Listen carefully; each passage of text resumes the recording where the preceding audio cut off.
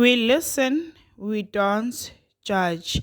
We listen with no judgment. Indaba ka-Anonymous osibhalele namhlanje ifundeka kanje. Ngadubula umfowethu ongilamayo. Ngangiyiphoyisa ngenkathi kwenzeka lesigameko sokudubula ngibulale umfowethu ongilamayo. Ngathatha ubafo ongilamayo ekhaya ngazohlala naye lapho engangisebenzela khona ngenhloso yokuthi azoqalaza amatoho. Besihlala sobabili endlini kungekho inkinga phakathi kwethu. Sihloniphana, siphathene kahle. Inkinga kwaba ukufika komuntu wesifazane phakathi kwethu. Mina ngabiza intombi yami eyayihlala emakhaya ukuthi inyuke izongivakashela iviki elilodwa. Nangempela kwaba njalo, yafika intombi sahlala sobathathu endlini ngoba benginomuzi omkhulu. Kodwa ngangingakabi nezingane. Kwakusayiyo le ntombi engangihlele ukuyithatha, kodwa ngangisafuna ngiqale ngibe nomuzi ukuze afikele kwethu, hayi ekhaya umakoti. Mina bengisebenza ngiyiphoyisa, ubafo ngale yankathi wayengakasebenzi. Mina mangingenile emsebenzini, endlini bebasala bobabili. Futhi kwakuyinto engangingenankinga nayo leyo ngoba ubafo ngangimthemba futhi nentombi yami ngiyithemba. Intombi sasivumelene ukuthi izohlala iviki elilodwa. Kodwa kuthe sekumele ihambe, yacela ukuphinda ihlale elinye iviki. Cha, nami ngangabi nankinga. Kanti intombi yami nobafo bayalalana mina mangisemsebenzini. Ngake ngayisola leyo nto ngoba bengithi ngamanye amalanga mangifuna ucansi intombi ikhale ngokukhathala. Nendlela ebesithi masihleli sonke bashalazelane ngayo yayisolisa. Noma makukhona okushodayo endlini bafune ukuhamba bobabili, bathi angisale ngoba ngikhathele, kwase kusolisa. Ngoba enye insizwa engangisebenza nayo ngaze ngayibikela ukuthi kunento engisola ukuthi iyenzeka phakathi kwabafo nentombi yami. Phela kuthiwa okuhlula amadoda kuyabikwa. Ngaze ngasho ngizidlalela kulensizwa ukuthi impela mangake ngibabambe ngiyobadubula bobabili. Kuthe nje sekuzophela iviki, intombazane sekuzomele ihambe.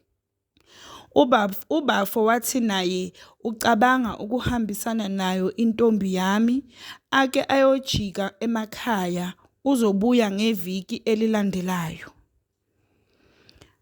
Lento ingangiphi ukukhululeka. Bese ngithi okungcono abalinde ngihole ngoba imali anginayo okwamanje yokubagibeza bobabili. Kanti sengifuna ukugada ukuthi lento engiyisolayo ngabe yiyo ngempela yini. Ngangingena i-night shift ngalelo langa. Enye into ebibuye ingisolise kakhulu, mangingene i-night shift, ubafo behlezi engibhalela ku-WhatsApp engibuza ngisebenzela ngakuphi, ngizondlula yini endlini.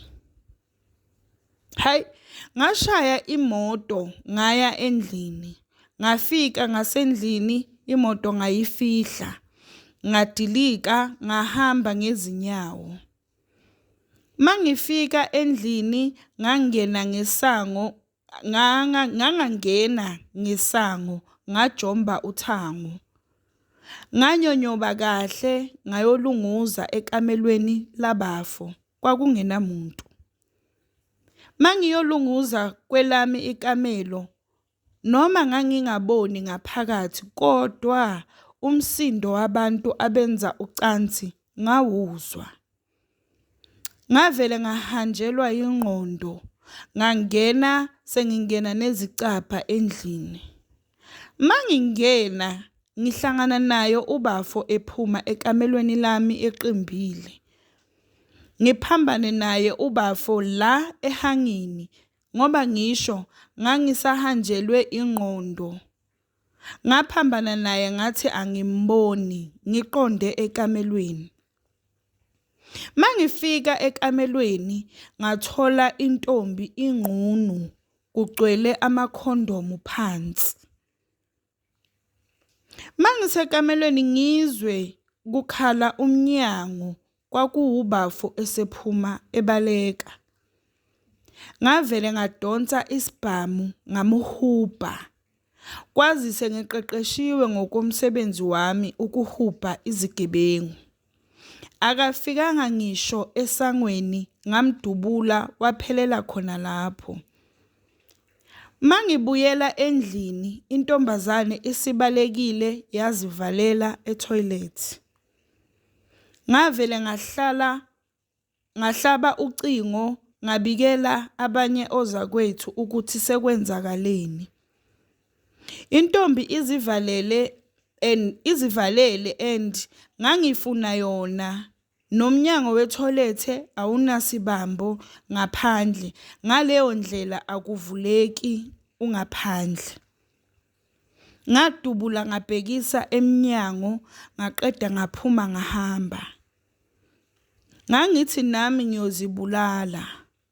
Kodwa ngase ngifikelwa imicabango yokuthi ngoba lo wesifazane angazi noma udubulekile noma kanjani. Mase ngizibulala mina kanti yena usaphila. Mhlambe uzoshintsha indlela zakhe abuye sithandane noma kungenzeka ubafo ubemudlwengula so wayesaba ukusho ngoba owakithi. So ngathi futhi uyongipha izimpendulo engizifunayo uma ephila. Ngafikelwa yileyo micabango ke. Ngavele ngayozinikela emaphoyiseni. Nangempela lo wesifazane wayengalimalanga ndawo. Wakuqinisekisa ukuthi bebathandana.